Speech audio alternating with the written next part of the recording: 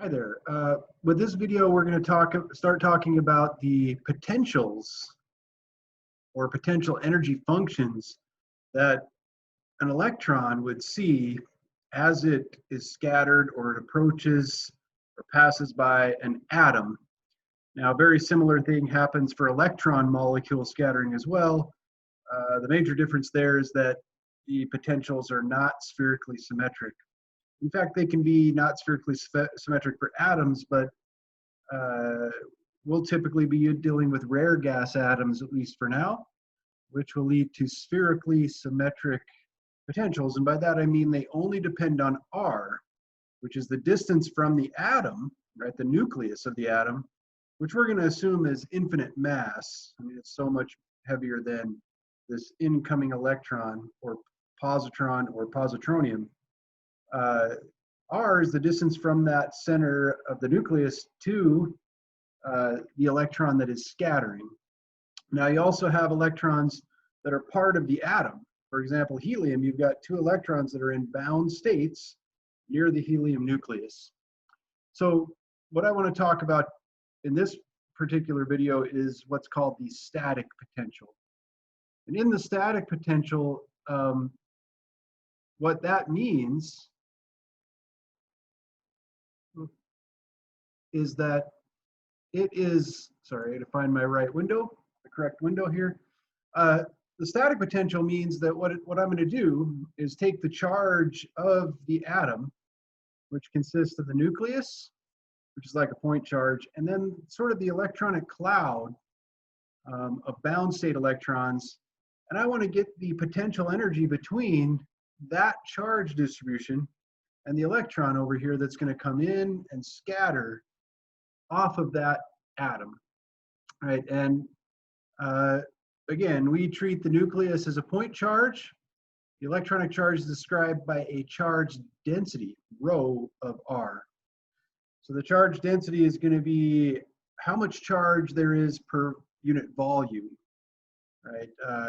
And typically it's going to be concentrated around the nucleus, right? That's the atomic charge density. Now the charge density has to satisfy that if I take the integral of the charge density over all of space, right, and this d3x means I integrate over spherical volume, for example, it has to equal the number of electrons times the electric charge of one of the electrons, right? So even though the charge is kind of, we imagine that it's spread out continuously, right? The total amount of charge has to equal the number of the actual electrons, the number of particle-like electrons times the charge of one of those particle-like electrons, right? So for example, helium, N would be 2 here. Neon, it would be 6, right? Nitrogen, 7. Things like, it depends on the particular atom. But E, the charge in SI units is 1.6 times 10 to the negative 19 coulombs. In atomic units, we set it equal to 1, right? So the charge on an electron or a proton is equal to 1 atomic unit. So again, for helium, N equals 2. So we should have integral of the charge density over the entire volume should equal 2 electrons in that charge density. How do you get the charge density for a particular atom? I may talk about that a little bit here in a minute, but that's another calculation that is kind of a little more detailed, or would take a lot longer to explain than I want to go into here. So what I want to do right now is talk about, if you know the charge density somehow, how do you calculate that potential energy, right? That really describes the force near the atom. So if an electron is placed near the atom, it will experience a force due to the charge, right? It's just basically Coulomb's law. And the force can be derived from a potential energy. Now, if you remember introductory physics, right, you talk about voltage. And the voltage, it depends on the charge and the distance between the charges. And you have what's called Coulomb's law. Basically, what this integral right here is the voltage due to this negative electronic charge distribution here. Right? So the electrons are all spread out. And since it's a continuous thing, I've got to do an integral over all of that charge divided by the distance between the charge in the cloud, right, the bound electrons, r prime, and r. So the distance r minus r prime actually goes from here out to here, right? So this is r minus r prime. So we might also call this angle theta. But the point is I've got to integrate, I've got to use Coulomb's law for that charge distribution, not just single point charges. And this is something, if you took a more advanced electricity and magnetism class, you would have dealt with. But hopefully you get the idea. I'm just using Coulomb's law for a continuous charge distribution. Now, once you've got the voltage, which is negative due to the negative electronic charge near the atom, well, then I multiply by my test charge, right, which is outside the atom, which is our scattering electron, which also has a negative charge. These negatives cancel, and I end up getting my potential energy that comes from the charge cloud of the electrons. Now, there's also a potential energy from the nucleus. The nucleus has a certain amount of protons, which I call Z, times the proton charge, which is still E, over R, right? So the distance, this is just Coulomb's law for the nucleus. And then again, to get the actual value of energy, I multiply by my test charge, negative E. Again, in atomic units, the E is just equal to 1. And so we end up with basically this. Right, so I've still got my integral over the charge. The E's have just gone away. They've equaled 1. Now the negative sign here for the nucleus tells me it's an attraction.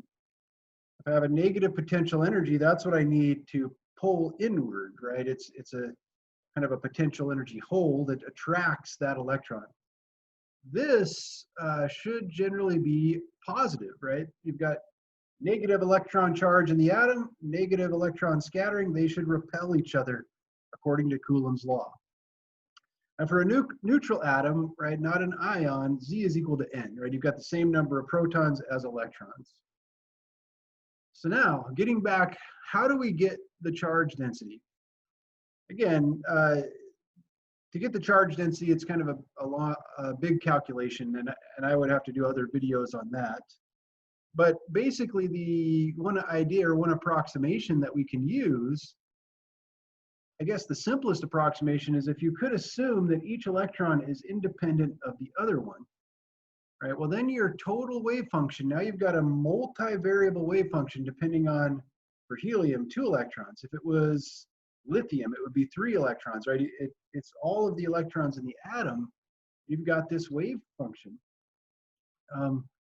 Now, if they're totally independent of one another, I would have a wave function for my R1 electron, right, 1 electron, and a wave function for my second, phi 2, and I would just multiply those independent wave functions. And this would give me probabilities that are independent. Now, in reality, in an atom, right, they're not independent because they've got an attraction, right? You've got 1 electron and another electron in the atom. They're going to repel each other. One approximation that can be made is to some way take the average potential of all the other electrons and calculate the wave function for that 1 electron, kind of with all the other electrons sort of smeared out, right? And creating a field that the 1 electron we're looking at moves in. This is called the central field approximation. It's also the basis of what's called the Hartree-Fock approximation. Again, that's quantum chemistry sort of stuff that I'm not going to go into right now. We could talk about later. But the basic thing that happens is you get functions that multiply. They're independent of one another. If you take into account specifically how the electrons interact beyond this approximation, we often call those effects that go beyond this correlation. There's electron correlation between the 2 electrons going on. That's something that we will also we'll end up considering. But for right now, we are considering this type of approximation, and we're saying, hey, those electrons are fixed in place. So in order to get our charge density now from this wave function, we also have another complication. We have what's called the Pauli exclusion principle, which says, you know, these wave functions correspond to particular states. I cannot have two electrons in exactly the same state. Or another way of putting it is they cannot have exactly the same quantum numbers. So the quantum numbers associated with a spherical potential are L, right? The angular momentum, N, which labels what's often called the principal quantum number, and it labels the energy of the particular state that the electron is in. There's also a quantum magnetic quantum number, M, but those numbers must all be different. So if I had, for example, my lowest energy in an atom typically is what we call a 1s state, which means L equals 0, S, right? It's an S wave sort of thing, and N equals 1. Now, M has to be 0, right? M describes the projection of L on the z-axis. So if L is 0, M's got to be 0. So that's all I can have. I can only have N equals 1 and L equals 0, right? So I shouldn't be able to fit another electron in that state. But as it turns out, there is another quantum number called spin that you may have, if you've ever studied chemistry, you've dealt with that probably. But spin can only have two values, either what we call up or down, right? Positive or negative, whatever you want to call it, but usually it's up or down along the z-axis, if you pick out a z-axis. But since there are only two values for this, what this means is I can put two electrons in that 1s state, one with a spin up and one with a spin down. And this principle is often called the Pauli exclusion principle. It's going to cause other issues for us when we talk about exchange potentials and correlation and things like that. But for right now, for our static potential, what this tells us is that we can have two orbitals with the same quantum numbers, L equals 0 and N equals 1, right? They can both be 1s wave functions. We just have the fact that they're spin up and spin down. And without going into all the details of that, how you get those orbitals, I'll just give some later. Let's talk about our charge density. So if I know what my orbitals are, these atomic orbitals phi that make up the whole wave function, how do I get the charge density? Well, so if I have my total wave function that depends on both electrons, right? If I integrate it over both electron volumes, D3R1 and D3R2, I should get basically a normalized wave function. But the total amount of charge or total electronic charge should be 2 for helium, right? So that's why I put this 2 here. It's kind of like a normalization thing, but it's related to the number of electrons. So if I had a different atom, this would be N. Now, for helium, I've only got 2 electrons, so if I want my charge density for one electron, I just integrate over all the other electrons, which is only one, dr2, and I'm going to get a function of r1. So when I do this type of integral, the phi 1 of r1 squared comes out, right? I'm squaring the wave function. That's how we get probabilities. Multiplying by my 2 electrons, I get phi 1 r squared. And then I get this integral over the other orbital, which depends on r2. Now I'm going to assume our orbitals have been normalized to 1. So this integral is equal to 1. And I just end up with my charge density of 2 times my 1s orbital function. That is my charge density of my electron. Now, it becomes more complicated if you have more than 2 electrons, right? You've got to have different orbital functions. And so we can talk later about how to deal with that situation. But for now, we're just going to realize that for helium, this is our charge density in terms of our orbitals. So usually, if you're looking in the literature and you want to look up old calculations or calculations of wave functions for atoms, or you want to do calculations using a computer code, usually what you get is the orbital. And so you got to use those to get your charge density.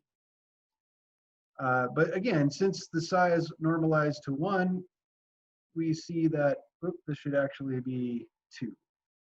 Right? I should end up, if I integrate over all my charge density, it should equal the number of electrons, which is 2 for helium. Okay, so again, I'm not going to go into calculations for orbitals, but there is a simple orbital function. Again, and all these are approximations. I cannot solve unfortunately, the Schrodinger equation exactly for anything more than 1 electron atoms like hydrogen. But there are various approximation methods. And this one is actually what's called the variational approximation. So you can see it's just a simple exponential function for the orbital. It has a normalization constant, which, so if I integrate this, the square, actually this should be just negative alpha r, sorry, there should not be a 2 there. So it's just square root of alpha cubed over pi e to the negative alpha r. If I integrate that over all the volume, it should equal 1. Another way to write it is that I have a radial function times my spherical harmonic, which has L equals 0 and M equals 0. Now, the spherical harmonic y00 is just 1 over the square root of 4 pi. So I had to change my numbers here a little bit. But the approximation, the best approximation to the energy of helium for this wave function would give an alpha of 27 over 16. So we're just going to use this function. Now, there's a second one, which you can find in an old paper, and it's fit to the Hartree-Fock approximation. And it's just a radial or a orbital function given by this, right? Again, if I wanted to write it as y00, I would put my y00 r hat in here and multiply by a square root of 4 pi.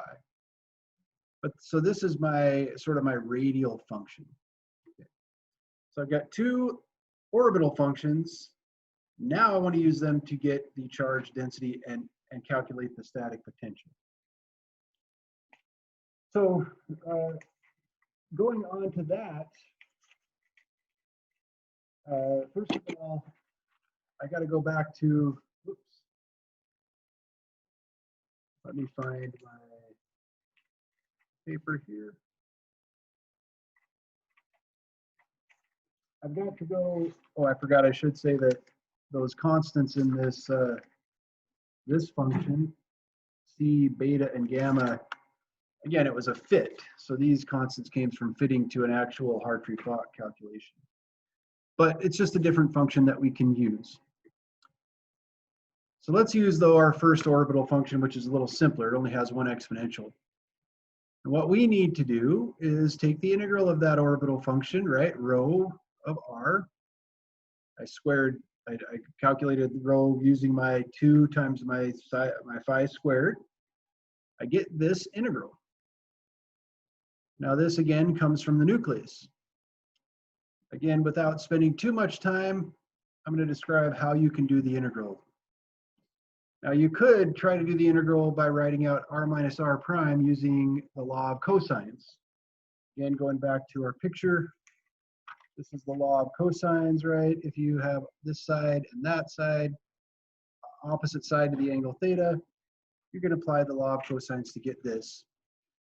But we see that it only depends on the cosine of that angle between r and r prime.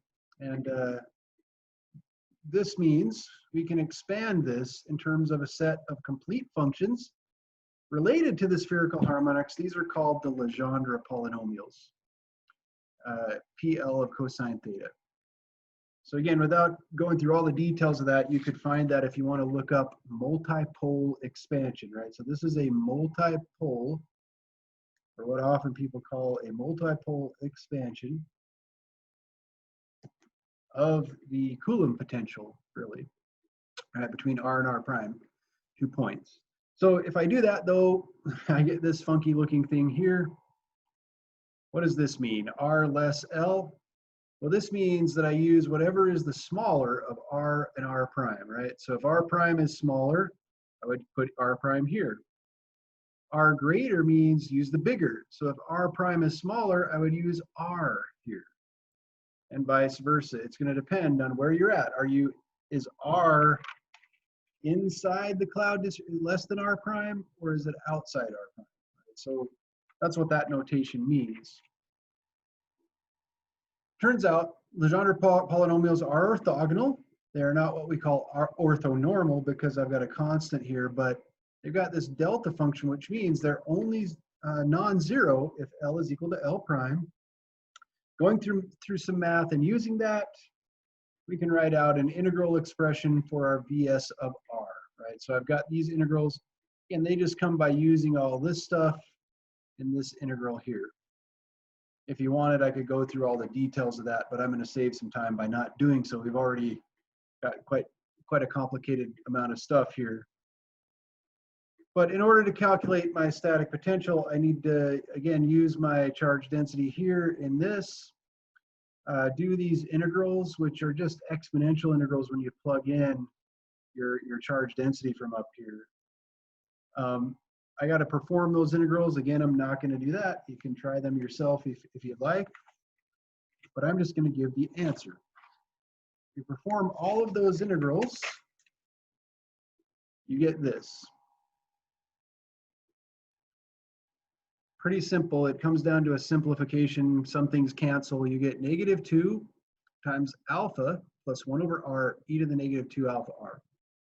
Now, one thing, you don't get a 1 over r by itself because you've got sort of a 1 over r or a 2 over r canceling the -2 over r from the nucleus, canceling a positive 2 over r from the electrons. Now, this is an attractive potential. Why is it attractive? Well, because sometimes you can get a little inside that charge cloud, right? And there's some electronic charge outside of the point you're at, but you've got all the nuclear charge at the nucleus. So you're going to get pulled a little bit toward the nucleus. So typically speaking, the static potential for electron-atom interactions is attractive.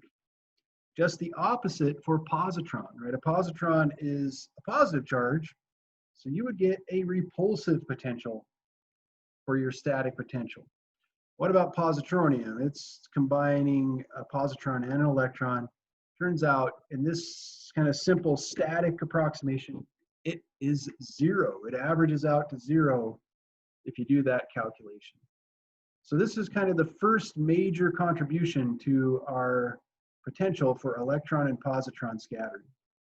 And in the code that we have been using, been writing in Python, this is the potential that's in there, right? This is the static potential that's in there. And we could do a similar calculation with the other orbital that I wrote down earlier. And that would be, I think, maybe the first thing for us to try to write a Python code that can do this type of calculation or derive. I guess actually, the best thing to do is to write a general code that can do the integrals numerically for the orbital functions that we have. Because it'll turn out eventually we may have orbital functions that we don't write down with an analytical function. It's going to be a set of calculated points coming from our Hartree-Fock approximate calculation or whatever it is that we got from some other code.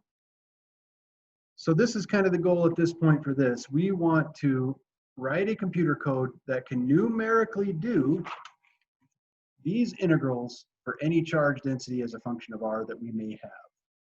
We can test it out on our charge densities that we have, or radial functions, or sorry, our orbitals that we have for phi-1s of helium. And then what we will end up doing is going to neon, argon, krypton, all the other rare gases. Now, the last thing I'll say, this has gotten kind of long, but the last thing I will say is there are other potential effects. In reality, right, you don't have the charge of the electron just sitting still. They're statically held fixed. When this electron comes, it pushes away these electrons, kind of exposing the nucleus a little bit. And we call this a polarization interaction. It's related to correlation because the electrons are all interacting with one another. So there's that sort of effect. There's also what's called an exchange interaction or potential, which comes from the fact that due to the Pauli exclusion principle, to keep electrons with the same symmetry sort of away from each other, the total wave function of a fermion electron system, or electrons or fermions, has to be antisymmetric. And I think that is the next potential I'll talk about, but it's even more complicated than the static potential. So we're going to stop here, try to work on writing a code to do that static potential calculation.